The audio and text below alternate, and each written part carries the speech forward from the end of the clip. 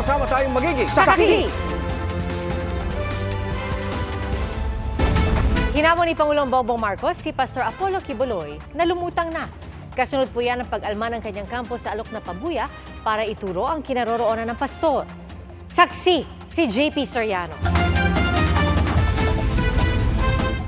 Magpakita siya. I question his motives.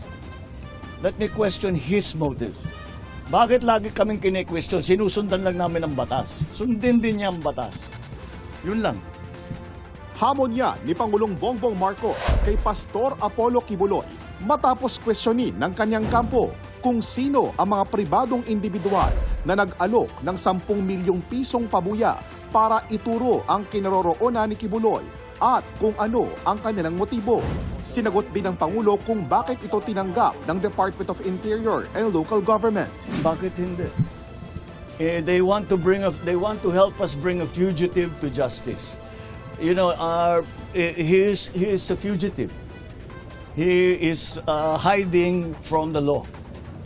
Now, if there are private citizens who want to assist the government in that effort to bring him to justice, I do not see what is any. So he can question their motives as much as they want. Pinaaaresto ng korte si Kibuloy at iba pang individual dahil sa paglabag umano sa Republic Act 7610 o Special Protection of Children Against Abuse, Exploitation, and Discrimination Act at sa pagkakasangkot din umano sa Qualified Human Trafficking sa ilalim ng Republic Act 9208. Hiwalay pa yan sa mga hinaharap niyang kaso sa Amerika. Pero sabi ng mga abogado ni Kibuloy, wala raw legal sa mga hakbang ng administrasyon laban sa kanilang kliyente.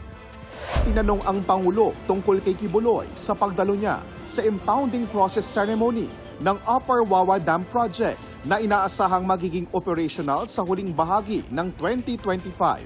Bukod sa dagdag supply ng tubig at kuryente, may epekto rin ito sa komunidad. The water supply from the Wawa Bulk Water Supply Project is set to increase from 80 million today to 438 million liters per day once phase 2 of the project of the Upper Wawa Dam starts its operations the end of 2025. This dam will also foster climate resilience amongst our people by protecting our communities downstream from flooding and by mitigating the detrimental effects of drought. Para sa GMA Integrated News, JP Soriano ang inyong saksi. Puno ng lungkot at puot ang nakaligtas sa kapatid na mangingisang hinahanap pa rin ngayon matapos mabangga ng barko ang kanilang bangka sa laot sa Zambales. Hindi pa rin tukoy ang barkong nakadisgrasya. Saksi si Marisol Abduraman. Matapos isalba mula sa gitna ng dagat, nakadaong na sa Subic, Zambales ang bangkang pangisda na John Robert. Lumubog ito noong July 3 matapos banggain ng isang barko. Sakay nito ang magkapatid na sina Robert at Jose Mondoñedo. Si Jose nawawala at patuloy na hinahanap. Habang si Robert nasa gitna isang napadaang bangka. 3 araw na raw siyang gutom, uhaw at puyat habang nakakapit noon sa isang payaw. Pero buo raw ang kanyang loob na mabuhay. Hindi raw sukat akalain ni Robert na mangyayari sa kanila ang trahedya dahil kung tutusin, nasa 60 nautical miles lang daw ang layo nila mula rito sa aking kinatatayuan at malayo pa raw yun sa Scarborough Shoal. Kwento ni Robert, bandang alauna ng hapon noong July 3, manananghalian na sila dapat, kaya nakatali raw ang kanilang bangka sa payaw. May natanaw na raw silang barko sa kalayuan, pero sa isang iglap, nasa harapan na raw nila ang barko at pinanggana sila. Yung kapatid ko, nakatayo. Tapos sabi sa kanya, wag kang tumalon. Paando din ako sa bangka. Ngayon yung bangka, nagpailalim. Pumailalim ang bangka? Pumailalim, ma'am. Ngayon, kasama po ako. And ang ginawa ko, is masyado malalim na. Kasi nakahawak ako sa kawayan. Ang ginawa ko, nagbitaw ako ngayon. Di kinaya ni Robert ang lalim ng dagat, kaya umahon siya. Doon na niya nakita ang kapatid na si Jose na nakaladkad daw ng barko. Ito yung barko. Ito yung unahan. Dito siya lumabas sa puwitan. Alanganin na raw para sa kanya na lumungot papunta kay Jose dahil malayo na siya at maalon pa. Hanggang laglahon na sa paningin niya ang nakababatang kapatid. Ramdam daw ngayon ni Robert ang magkahalong lungkot. Tol, pasensya ka na talaga. Paulit-ulit ko itong sinasabi sa'yo. At puot. Yung mga barko na yan. Kaya pag matulog ako, hindi ko talaga mawala sa isip ko talaga yung kapatid ko. Dahil dalawa kami. Itinuturing na nautical highway ang katubigan sa West Philippine Sea kung saan nangyari ang trahedya. Kaya tinutukoy pa kung ano nga pang barko ang nakabangga sa bangkang pangisda ni na Robert. Meron kaming nakitang record ng vessel na dumaan doon. Pero still, tinitingnan namin yung, kasi baka may posibilidad ma'am na may dumaan doon na nakapatay ang AIS. Merong isang suspect, yun yung nandun sa truck. Pero minsan kasi very important na i-consider mo yung time. Patuloy ang paghanap ng Philippine Coast Guard kay Jose Mondoñedo.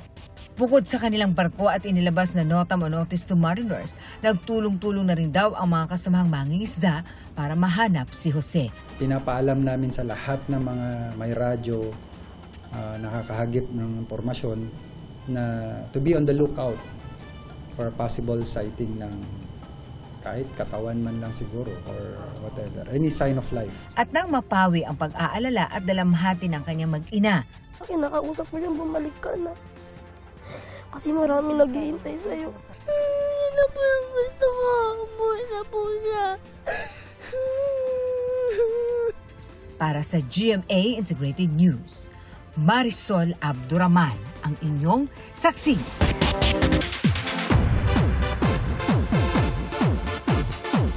Inulan ng papuri ang video primer ng biggest family drama of 2024 na Pulang Araw.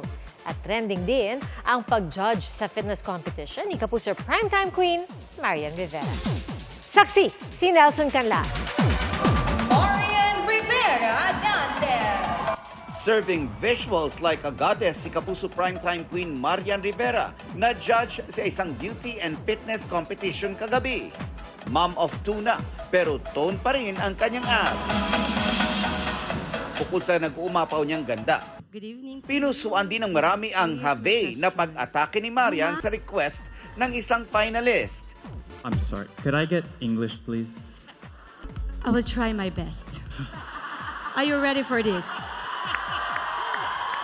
Too authentic not to appreciate daw ang moment na inislay ni Marian with her game face on. Your social media following grew when you become a finalist. How would you use this opportunity even after your super bad journey? I think you understand that. Sending hearts naman sa kanyang IG si Marian dahil sa pag-trend ng kanyang pangalan. Nang hinga ng comment sa press launch ngayong araw sa Cinemalaya Philippine Independent Film Festival. Di ko alam. Basta, She did her best. I did my best.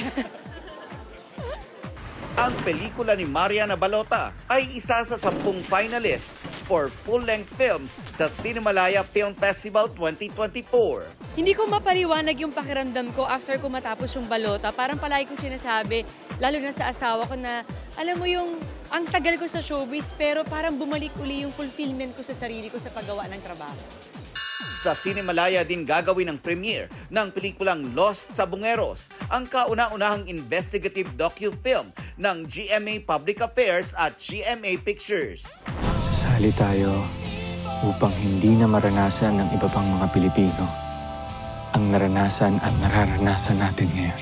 Trending at inulan naman ng papuri ang premiere ng biggest family drama of 2024 na Pulang Araw. More than 5 million views and counting na ang video. Ang Pulang Araw, itinuturing ni Alden na isang legacy project. It's very emotional, it's very disturbing, and even kahit inaarte lang namin siya, nararamdaman namin yung trauma. Babae man o lalaki upang magdesisyon para sa kanilang sarili. Sa lahat ng kanyang proyekto, sa Pulang Araw daw pinaka naapektuhan si Sanya. Habang binabasa mo yung script, ramdam mo na sila eh. Yun yung mahalaga lagi sa akin. At siguro malaking bagay din sa akin na I was given a privilege na makausap natin yung mga comfort women ng personal. Sa gitna ng mga mabigat na eksena, Maraki ang ipinagbago mo. Hindi ka nakagandahan yun. di mawawala ang kilig na hatid ng tambalang Barda. Honto ni Ashtari Adarina. Bagong na-experience ko kay Barbie yung last scene natin dun sa... Ano ba yun? Nag-I love you yata ako. Natutuwa ako sa kanya dahil talagang pinag-aaralan niyang mabuti yung kanyang Nihongo. Kasi kahit yung Japanese na language, kahit konti lang, kahit yung pagtatagalog niya kasi, hapon pa rin. 'Di ba? So mahirap talaga yung karakter niya. Layo ng serye na buhayin muli ang pagmamahal ng mga Pilipino para sa kapwa Pilipino at sa bayan. Makakauwi na tayo sa ating mga pamilya ng payapa at walang iniisip. Yun lang ang aking nais. Makauwi sa aking kapatid. Sa taong mahal ko. Mapapanood ang Pulang Araw sa Netflix Philippines mula July 26 at sa world premiere nito sa GMA sa July 29. Para sa GMA Integrated News, ako si Nelson Canlas, ang inyong saksi. Paano kung ang pagdalaw sa piitan, hindi inmate ang sadya, kundi obra? Sa isang kulungan kasi sa Lipa, Batangas, may art gallery na bukas sa publiko. For sale ang mga artwork gaya ng miniature structure na kamukha ng isang apartment complex sa Hong Kong na sikat sa mga turista.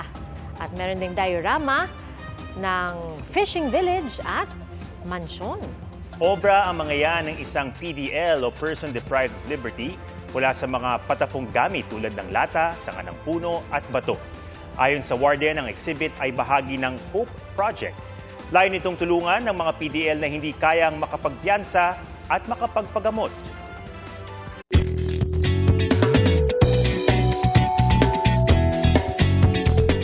Sabi nga po dun sa sikat na kanta, fancy. Ganyan ang merienda ng mag-asawa sa Zambales.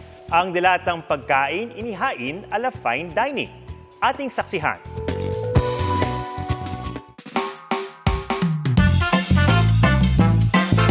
Chibog time na! Extra special ang nilutong itlog at sardinas. Nang ilagay kasi sa plato, aba, naging aesthetic. May teknik ang pagkutsara ng sauce, pati pagpwesto ng iba't ibang side dish. Ang simpleng pampalaman sa tinapay, naging pang fine dining. Kahit ang mga rekado, mga naiwan lang sa bahay ni na Arnel. Sabi ng maraming netizens, approve! Nagdalaba kasi yung misis ko, nag-request siya sa akin ng masarap daw na merienda. Dahil ayoko nang lumabas para bumili ng itlog, so bakit hindi kaya ipasok ko na lang yung boiled egg, lagyan tapos lalagyan ng scrambled egg. Magkaiba naman yung texture and lasa nila pag ginain siya. Nagtapos ng hotel and restaurant management si Arnel at siya ang punong abala sa business ng kaanak. Kaya sanay siya sa pagluluto at maayos na plating ng pagkain. Bukas din siyang sumubok ng kakaibang mga putahing nakikita niya online. Pati tanim na bulaklak ng kanyang nanay, ginawang ulam. Pwede na to guys, baka magalit na ng sobra yung nanay natin.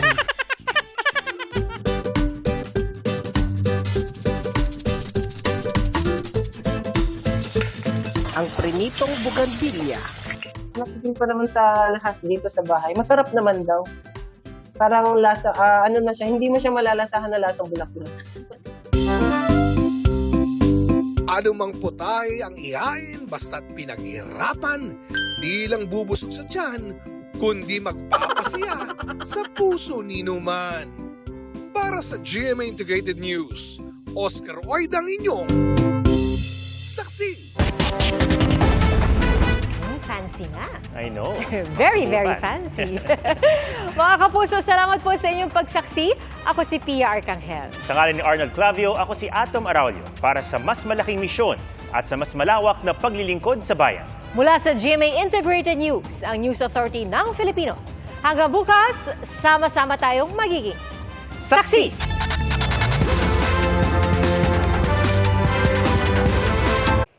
Mga kapuso, sama-sama tayong maging saksi. Mag-subscribe sa GMA Integrated News sa YouTube at para sa mga kapuso abroad, samahan niyo kami sa GMA Pinoy TV at sa www.gmanews.tv.